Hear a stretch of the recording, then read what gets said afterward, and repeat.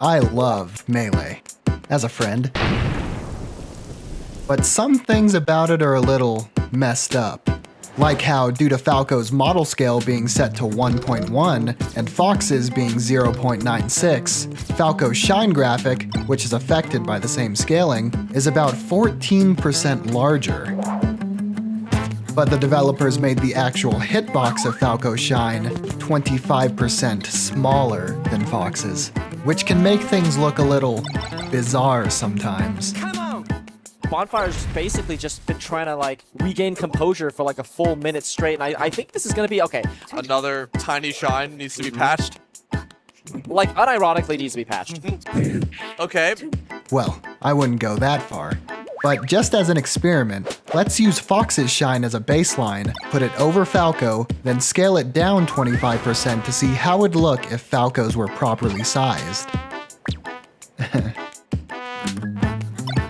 Now, as much as I'd like to discuss different things in Melee, as I've done a couple times in the past, why don't we just continue focusing on shine? I mean, it is Melee, and it's only fitting that we not only dedicate one video to the move, but dedicate another, completely separate video to it and how fucked up it is.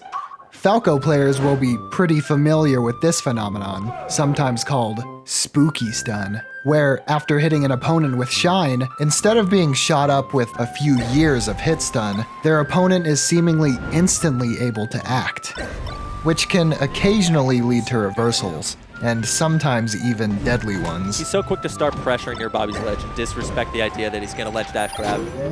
The shine coming through and Mango reverses off of it and ends up getting the kill. Surprisingly, this happens due to the same mechanic that makes jab resetting possible.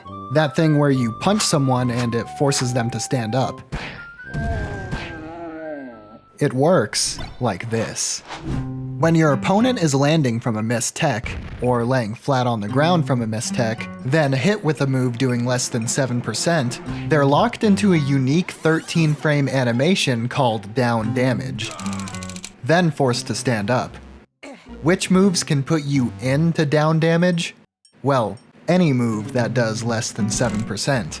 Including moves with such high knockback that your opponent is airborne when down damage's 13 frames are over. For example, an adequately scaled Falco Shine.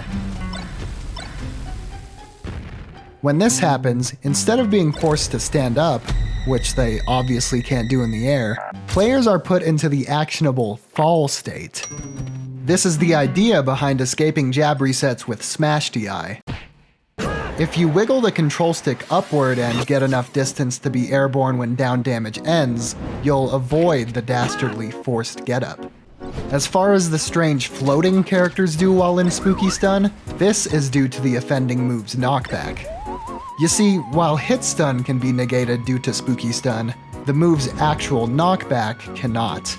So while you're free to act after the down damage state ends in the air, if you were put into that state by a strong move, you'll still be under the effects of that particular move's knockback, until, as is typical, this knockback value is depleted to 0. That's why you sometimes see weird shit like this, where a character goes flying into the air after this phenomenon.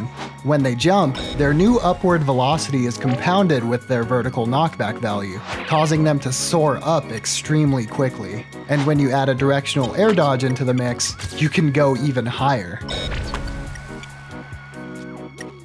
If you reach the top of the blast zone with 2.5 vertical knockback or more remaining, you can even kill yourself off the top despite not being in hit stun. By the double laser S-Smash! Clock. It works at every level, baby. Love it. Oh, that was, I like the idea. What? What? Hello? Hello? What was that? Huh? What was that? What a sick game. We've seen Cody take stocks. You know that cool thing Fox and Falcos do when they take a stock? Oh! When they run around like a chicken with its head cut off? Cody's not done yet. Well, there's an even cooler thing some of them will do, called the invisible shine. Amazing, isn't it? This pose, perhaps inspired by Dragon Ball, is normally obscured by the reflector's flashing animation. But by performing the aptly named Invisible Shine, we can take a nice, long look at it. Like so many techniques before it, this is possible through breaking the game.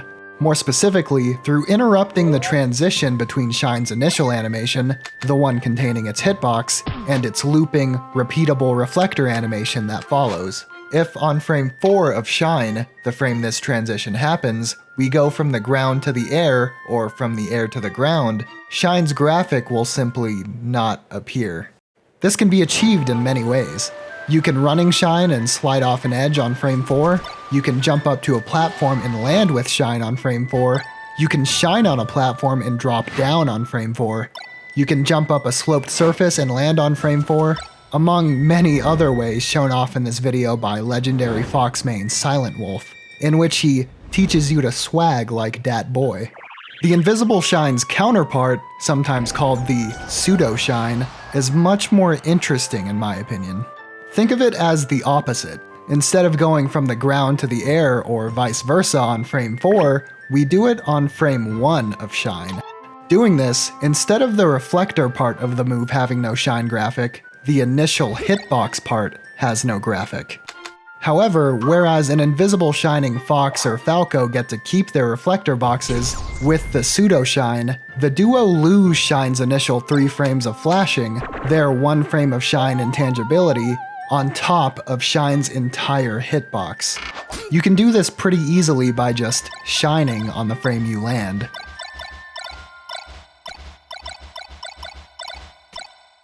It goes without saying that this is much more relevant to competitive Melee, and can have an actual effect on matches. Thankfully though, the Pseudo Shine is surprisingly very rare, despite the requirements being not so crazy. In fact, good Fox and Falco players like Mango, Moki, Cody, and I do frame-perfect jump cancel shines all the time, which are, of course, shines done on the exact frame a character becomes airborne after inputting a jump. This alone, though, isn't what causes Shine to lose its hitbox. On top of this frame-perfect maneuver, for the game to decide you were too perfect, you also have to be moving up a slope, which are on 3 of Melee's 6 tournament legal stages. Or, 2, I guess. Moving up a slope while doing this technique immediately grounds you, causing a relatively easily performed Pseudo Shine. You can do it here, you can do it here, and you can even do it here on this tiny little slant. More commonly than with the slope trick though, I see shines lose their hitbox due to players being pushed off of surfaces and shining on the exact frame they're pushed off. Sometimes you'll see players land on a platform and shine on the same frame as well, which also eats their hitbox. Can someone tell me where did my shine go? Finally, there's a goofy thing called a shine mine that I've already talked about, so I won't bother repeating myself. I think it's more important to let the things I haven't talked about shine. For now though, I'm gonna make like a shine and disappear.